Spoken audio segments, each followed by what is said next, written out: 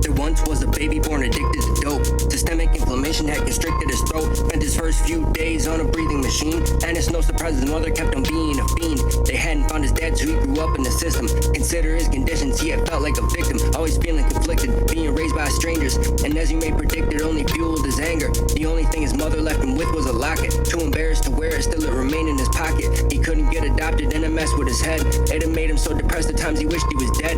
He started to get fed up and made attempts at his life, so he took a bunch of pills and cut his arms with a knife. But every time he tried a suicide, he would fail. His efforts were derailed, his death would never prevail. Now rather than just trying to kill his pain, he would numb it, cause his agony was deep and made him sick to his stomach. So to make it go away, he'd medicate and get high, because that's the only way he ever knew to get by. He would do and he'd try anything he could get, always looking for a dealer just to bring him a hit. He just couldn't quit, he couldn't even imagine life without drugs, man, he just couldn't fathom. So he kept on getting high, but his depression progressed, doing drugs to excess until his feelings repressed. He was always stressed, he never managed to cope, no matter if he sniffed a smoke, popped a pill or shot dope, cause none of it would fill that hole inside of his heart. It went deep as his soul and tore his mind all apart. Living life as an addict started to be problematic, and his traumatic upbringing held him back like sciatic. He had never had much, and when he did, it's from stealing. Couldn't keep up with his habit, and he had to start dealing. So years passed by, and I'ma skip the details. He kept on getting high, eventually went to jail. What he did in his past, they caught up to him later. They found his pistol and mask and took all of his paper.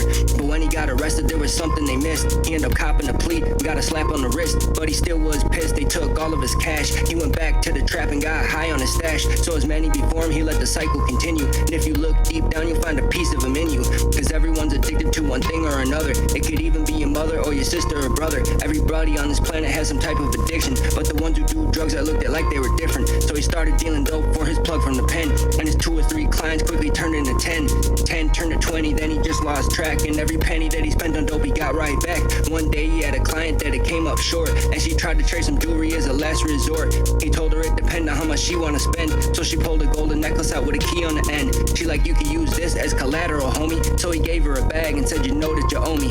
But when she left out, he started to feel intrigued, because the key on the end seemed to be what he need to open up that locket that he never wear. So he pulled it out his pocket trying to see what's there, but what he saw when it opened left him disturbed. It was a photo of a baby and the lady he served. When he looked at the picture, all the dots connected, and he thought about his mama, she ain't what he expected. He knew she'd be back once she got him his cash, so he thought of what to say and which question to ask. To get himself prepared, he made sure that he's faded, and he still gotta work, so he served while he waited. But when days passed by and she never returned, all he did was get high and forget his concerns. So it caught him off guard when they raided the trap, and when the cops came in, they found a dope on his lap. Phone taps got him selling to an undercover, and the bag he sold the other day to his own mother. They found her slumped over a few blocks away, but when the paramedics came, she was DOA. And that's just reality when you in these streets, the cycle doesn't complete, it only stays on repeat. I said that's just reality when you in these streets, the cycle doesn't complete, it only stays on repeat. So remember that the next time you wanna get high, because the next time you could probably die.